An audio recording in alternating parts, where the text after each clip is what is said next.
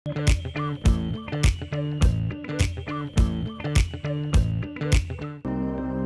සුළුයි.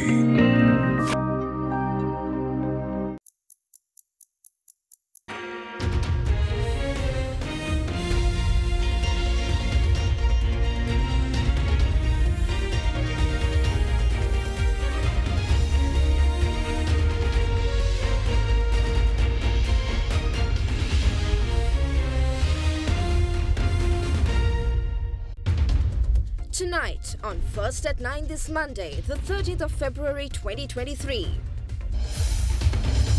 Mandatory. Increasing electricity tariffs is the only way to ensure uninterrupted power supply, insists Minister of Power and Energy.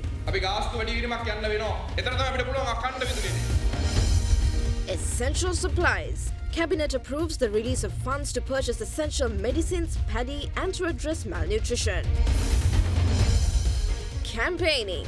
SLPP alleges that those involved in torching houses of parliamentarians are now contesting for SJB and NPP. NPP promises that thieves will be brought to book and stolen property confiscated. SJB urges government to prioritise its spending. And Pibituru Hela Urumaya urges Election Commission to seek legal assistance to secure election funding. Usas pelata pasu qualify vemu ihalata yamu jaya aragamu promotion ekata ilanga daagathot degree එක ජාතික කබලි කළමනාකරන ආයතනය NIPM වෙතින් රාජ්‍ය වගකීම සහ ලෝපිලිගත් උපාධියක් තරුණ ඔබට Be smart, be qualified, be recognized with NIPM ජාතික වැවිලි සරසවිය. From AdaDerana, this is AdaDerana First at 9 with Suzanne Shinali. From Studio 24 in Colombo. Good evening, and you're joining us on First at 9 this Monday night, bringing to you news locally and internationally. Now tonight, the National Council informed officials of the CEB and PUCSL to discuss matters pertaining to the revision of the electricity tariffs before the PUCSL takes a final decision on the 15th regarding the same. Meanwhile, speaking at an event in Mathura, Minister of Power and Energy Kanchana Wijesekara states that the increase in electricity tariffs is the only way to ensure uninterrupted power supply. The National Council of Parliament informed officials of the CEB today to discuss matters pertaining to the electricity tariff increase with the officials of the PUCSL. The National Council informed the CEB to discuss the matter with the PUCSL as the Commission is due to make the final decision regarding the matter on the 15th of February. Accordingly, the chairman of the National Council, Speaker of Parliament Mahinda Abeyewardena, was informed that officials of both organisations were available for discussions during the afternoon today. At the meeting, the chairman of the Electricity Board stated that the country will have to face dire consequences if the percentage increase in tariffs recommended by the CEB are not approved. The chairman reiterated that the CEB currently seeks a 60% hike in electricity tariffs. The CEB chairman further claimed that prolonged power cuts might be a possibility in time to come since the board's ability to import coal is limited given the inadequacy of funds. Meanwhile, the PUCSL informed during the meeting that steps are being taken by the Commission to announce the final decision regarding the electricity tariff hike on the 15th of February. At the meeting, attention was also drawn to the notable absence of Chairman and the Director General of the PUCSL, both of whom are currently overseas. However, addressing concerns, the Secretary to the Public Utilities Commission stated that the Chairman and Director General departed abroad on pre-planned trips subsequent to receiving prior permission from the relevant authorities. The Secretary to the PUCSL also stated that the Chairman and the Director General had intervened in full capacity on the matters taken up for discussion at the meeting. Reacting to the issue, the National Council pointed out that given the current context, it is more important to discuss the opinions of the CEB and the PUCSL with the intention of arriving at a consensus, as failure to do so would inevitably lead to the suffering of the people. Meanwhile, speaking at an SLFP meeting in Mathura, Minister of Power and Energy Kanchana Wijesekara expressed his opinions. දැන් කතා කරනවා අපි පැය කීපයක විදුලි කප්පාදු. ඇයි හේතුව? ඉදි කරන්න තිබිච්ච බලාගාර උද්ඝෝෂණය කරලා ඉදි කරන්න ලබා නොදීම. සාම්පූර් බලාගාර. දැන් අලුතෙන්ම මේ ජනවරමක් ඉල්ලන කණ්ඩායමක් එනවා. ඒ කණ්ඩායම ඒ නොරොච්චෝලේ බලාගාරයකට විරුද්ධ වුණා. සාම්පූර් බලාගාරේ මෙගාවොට් 500ක් අහිමි වෙලා ගියා. අද තියෙන මෙගාවොට් 200 කඩුවක් තියෙනවා. ඒ බලාගාරේ තිබුණා නම් අද සමහරට අපිට විදුලිය වැඩි කරන්න ඕන වෙන්නේත් නැහැ. අඩුවට මේ ගානටම විදුලිය දෙන්න පුළුවන්. ඒ නිසා තමයි අපි දැන් මේ මොහොතේ හරි තීන්දුව తీරන ගන්න ඕන ඊළඟ අවුරුදු 5 10 අපි ඉන්න ඕන තැන. දැන් පහුගිය සතියේ වැඩිම මම බැනුම් ඇහුවා උසස් පෙළ කාලේ හිතාමතා විදුලිය දුන්නේ නැහැ කියලා. අපි විදුලිය අඛණ්ඩව දෙන සැලසුම දුන්නා නොවැම්බර් වල දෙසැම්බර් වල. මහජන උපකීදා කොමිසමට දුන්නා. පාර්ලිමේන්තුවට දුන්නා. අපි කැබිනට් මණ්ඩලයට දුන්නා. ඒ අවශ්‍ය වැඩ පිළිවෙල කිව්වා මෙන්න ජනවාරි 1 වෙනිදා ඉඳලා විදුලිය ගන්න අපිට යන්න ක්‍රමේ. මොකද අපිට ගිය අවුරුද්දේ වගේ අපි කලබල වෙලා ජල විදුලියෙන් ඔක්කොම ටික ඇදලා ගත්තා නම් මොකද්ද වෙන්නේ? එහෙනම් මාර්තු අප්‍රේල් වෙනකට පැය 5ක 6ක විදුලි කප්පා දුරනවා. ගරුමුතුනි මට තේරුණා මාර්තු 9 ඡන්දේ කියනකට මේ සැලසුම් කරලා යන්නේ මාර්තු 8 9 වෙනකට ආයේ විදුලි කප්පාදුව වැඩි කරවලා ඉන්ධන පෝලිම වැඩි කරවලා ආයේ රටේ අර්බුදයක් ඇති කරන තැනට ගෙනියන්න කණ්ඩායමක් කරනවා කියලා. සමහර කොමිෂන් සභාවල ඉන්න කට්ටියත් මේ දේශපාලන ව්‍යාපාරයක් කරා. මම කියන්නේ කොමිෂන් සභාවේ හැම මිනිහෙක්ම කියලා. සමහරව එක කරා දේශපාලන ව්‍යාපෘතිය. අපි ගාස්තු වැඩි වීමක් යන්න වෙනවා. එතන තමයි අපිට පුළුවන් අඛණ්ඩ විදුලිය දෙන්න. Now issuing a statement, the Human Rights Commission of Sri Lanka claimed that the primary concern of Human Rights Commission, given the impugned directive to the Ceylon Electricity Board by the HRCSL, was to protect the fundamental human rights of the advanced level exam candidates. Justifying the initiation of the application to the Supreme Court, the Commission stated that its first priority was to move for a direction by the Supreme Court on the Electricity Board to ensure uninterrupted power supply for the period of the examination.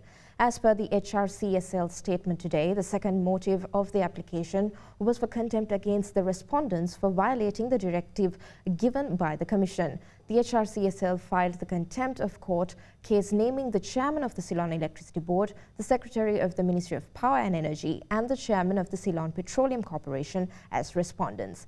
The application was dismissed by the Supreme Court, which held that the certificate did not contain sufficient material to form charges against the second respondent, and the documents tendered by the petitioner questions the legality of the settlement and the process culminating in issuing a directive and a certificate. The Cabinet today approved a proposal submitted by President Ranil Wickremesinghe aimed at reducing the difficulties faced by the people and providing immediate relief in the face of the current economic situation. Accordingly, the Cabinet has also approved a measure to provide a 10 kg of rice to 2 million low-income families each in March and April. A decision was made to prioritize the purchase of essential medicines and allocate the necessary funds to the Health Ministry. The approval was also given to pay the gratuity arrears owed by 18,000 retired government servants in installments using liquid cash. According to President's Media Division, the Ministry of Women, Child Affairs and Social Empowerment are taking important steps to address malnutrition and improve the well-being of vulnerable groups in the country via efforts such as a monthly allowance for pregnant mothers, monthly stipend to those facing food security, and elderly and disabled financial assistance to kidney patients, and granting Samurdhi relief without hindrance. Parliamentarian of Sri Lanka Podujana Peramuna Namal Rajapaksa claims that both National People's Power and Samagi Jana Balawegaya cannot deny their involvement in torching residents of parliamentarians on the 9th of May. Addressing a gathering of SLPP in the Colombo district, the parliamentarian said that most of them are now contesting for elections. A meeting with the local government candidates of the Sri Lanka Podujana Peramuna was held in Colombo yesterday under the patronage of its party district leaders. බොහෝ අය කිව්වා දැන් පොට්ටුවට අපේක්ෂකවත් හොයාගන්න බෑ කියලා. අපෙන් එහා පැත්තට අන්තිම පැයදී ගියපු ජීඑල් පීරිස් මහත්තයත් මෙහෙම කතාවක් කියනවා. මේ කියන ජීඑල් ඉන්නේ කොහෙද? කාමරයක් අස්ස ඉඳගෙන තමයි මේ ප්‍රකාශය. අපි අභියෝග කරමු ජීඑල්ට පුළුවන් නම් 100 කරන් පාරට බහින්න කියලා. කොළඹ. එදා ජනතා විමුක්ති පෙරමුණ කිව්වා අපේ සම්බන්ධයක් නැහැ කිව්වා මේ ගිනි තියපුවට. නේ පාර්ලිමේන්තුවේ කිව්වා. සජිත් ප්‍රේමදාස මහත්තයාත් කිව්වා අපේ බලපෑමකුත් නැහැ කිව්වා ගිනි තිබ්බට. ගෙවල් ගිනි තියන්න ආපුවා ඡන්ද ඉල්ලනවා. මේ ලයිස්තු වල. ඒ ඡන්ද ඉල්ලනකොට ජනතා විමුක්ති පෙරමුණෙන් හරි සජබෙන් හරි. ඒ අය කොහොමද කියන්නේ මේ කට්ටියගේ පක්ෂය මේකට සම්බන්ධ නැහැ. Member of the National People's Power Nalinda Jayatissa says that a government under their leadership will arrest and jail the thieves in the top order of the government hierarchy and will confiscate their stolen property. He made these comments while addressing an election campaign rally in Horana. Meanwhile, NPP leader Aruna Kumara Disanayake requested members of the public to vote for them and make them victorious in every local government body of the country. An election campaign rally of the National People's Power was held in Horana yesterday under the patronage of its party leader Anura Kumara Disanayake. ඊයේ ඔය කලුතර පැත්තේ hotel එක ජොන්ස්ටන් ප්‍රනාන්දු රෝහිත අබේගුණ කට්ටිය ඇවිල්ලා එහෙම රැස්වීමක් තියලා. ඒ රැස්වීම පටන් ගත්ත වෙලාව ඉඳන් අවසන් වෙනකන් වෙන මොකුත් නැහැ. එකම දේ තමයි ජාතික ජන බලවේගයට අවලාද ගන්න එක. සජිත්ට විරුද්ධ වචනයක් කතා කරන්නේ නැහැ. ඇයි ඒ ඒගොල්ලන්ගේ යාළුවා. ජාතික ජනබලවේගයේ ආණ්ඩුවක් කියලා කියන්නේ මේ රටේ උඩ මට්ටමේ හොරු ඔක්කොම අල්ලලා ඇතුළට දාලා හොරා කාපු දේපල පවර ගන්න ආණ්ඩුවක්. ඒ නිසා අපි ඉල්ලන්නේ තමුන්නාන්සලාගෙන් තේරුම් ගන්න ඕන මේ වෙලාවේ දේශපාලනය පැති දෙකයි තියෙන්නේ. ඒකේ ජනතාවගේ පැත්තේ තියෙන මොකද්ද? මාලිමාවේ බලය හැම ප්‍රාදේශ සභාවකම හැම නගර සභාවකම හැම මහනගර සභාවකම ශක්තිමත් කරලා දෙන්න. Leader of the Pivithuru Helaurumaia, Uday Gammanpila, says the Election Commission can request the courts to issue an order to the government to provide the necessary funds for the upcoming local government election. Addressing a media briefing today, Gammanpila, quoting sources of the Department of Government Printing, said the Treasury has only provided 40 million rupees out of 200 million rupees that are essential to produce printing material for the election. He said the situation has resulted in uncertainty of holding local government elections on the 9th of March. Government printer needs approximately 200 million rupees to produce printing materials, but Treasury has provided them only 40 million rupees. According to government printer sources, utilizing the funds provided, they can only print documents required for the postal election, but there is a great uncertainty about printing the material required for the election to be held on 9th of March. Because of this uncertainty, candidates with limited budgets are in fear whether do they spend money or not, because if the election is postponed, they will not have resources to conduct their campaign. Election Commission can solve this issue by going to courts, demanding a directive to the government to facilitate the election. Because according to the Constitution, the President is duty bound to facilitate holding elections in the country. Then if they go to courts, courts may direct Treasury to provide funds, even print in currency, because if the government can hold lavish Independence Day celebrations, they spend lavishly on Independence Day celebrations by printing currencies. If they can do that, why can't they do the same for elections to secure sovereignty of the people? On the other hand, alternatively, court can grant the government a limited period of time to somehow find funds by way of a loan or a grant or whatever from a foreign country. There are a lot of international organizations who fund elections to secure democracy. So either way, the uncertainty will be over. Therefore, we urge Election Commission to go to courts as early as possible, requesting a directive to the government to finance the election. Parliamentarian of the Samagi Jana Balawegaya, Harshana Rajakaruna, urges the government to prioritise spending for the benefit of public amid shortages in medical supplies. Addressing media in Colombo this morning, Rajakaruna urged the government to reduce spending on ministers and to allocate those funds to the most affected people. Yesterday, the Health Ministry has made an announcement saying that they are only carrying out the most important operations. I would like to ask the Health Ministry, what are the unimportant operations that take place? It's a specialized doctors that instruct that you need to have operations. So these operations are vital. I would like to enforce this government, for the sake of the 22 million, do not make such stupid decisions. Please make sure you spend your money and prioritize your spending for the benefit of the people, not for the benefit of yourselves. They spent over 300-400 million rupees on an Independence Day when we categorically said, don't spend such a big amount, spend it on medicine. They say now 140 medicine is not there. There's a shortage. Why did you spend 400 million on an Independence Day when you know that you don't have the medicine? Not only that, the doctors are saying that the medical equipment, they don't have the resources to repair those medical equipment. So kindly, please prioritize your spending. You can reduce the number of ministers. You can reduce the benefit those ministers get. So please make sure you rectify this.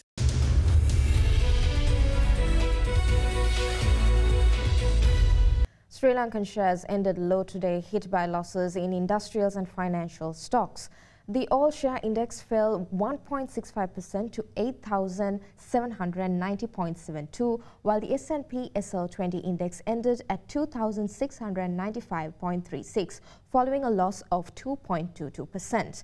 The trading value on the CSE all-share index rose to 51.4 million shares from 40.3 million in the previous session. Expo Lanka Holdings and Dialog Axiata were the biggest drags on the index, down 5.1% and 7.3% respectively. The market turnover fell to 1.27 billion Sri Lankan rupees from 1.41 billion rupees on Friday. Insurance sector was the top contributor to market turnover, while the food, beverage and tobacco sector was the second highest contributor. Foreign investors were net sellers in the equity market, offloading stocks worth 138.3 million rupees, while domestic investors were net buyers, purchasing 1.19 billion rupees worth of shares. Now let's take a look at how the rupee traded against other major currencies in the world.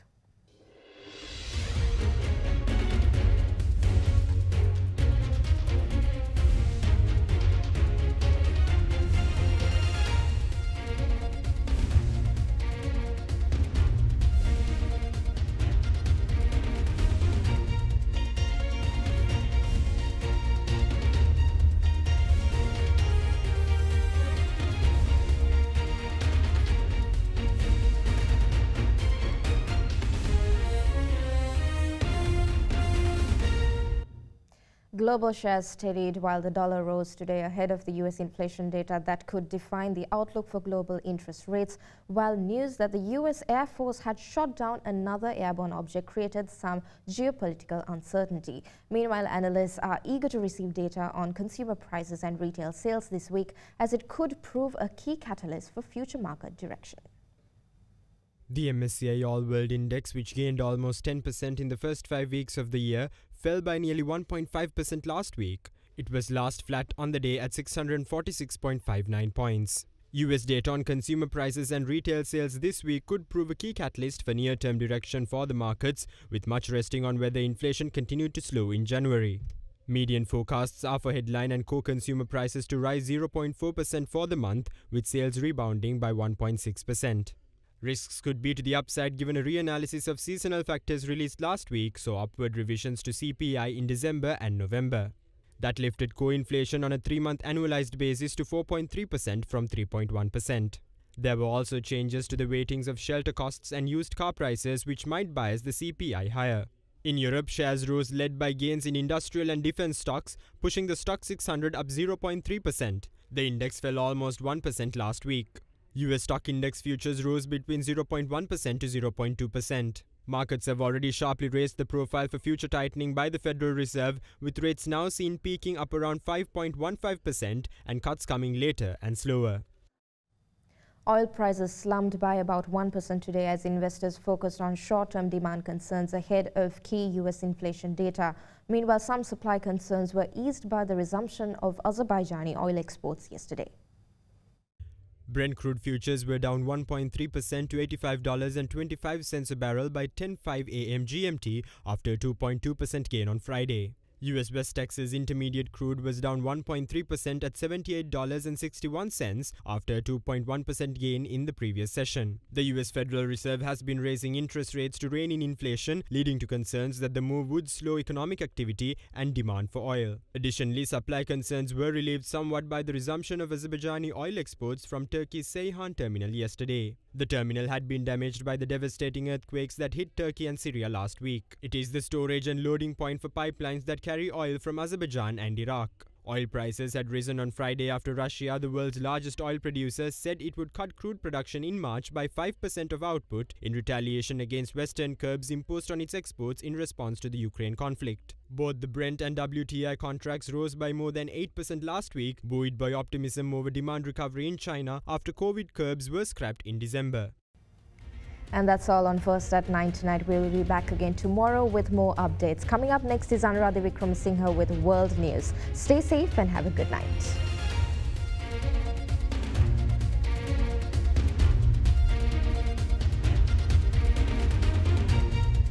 For news and information you can trust 24 hours a day, visit AdaDerana.lk.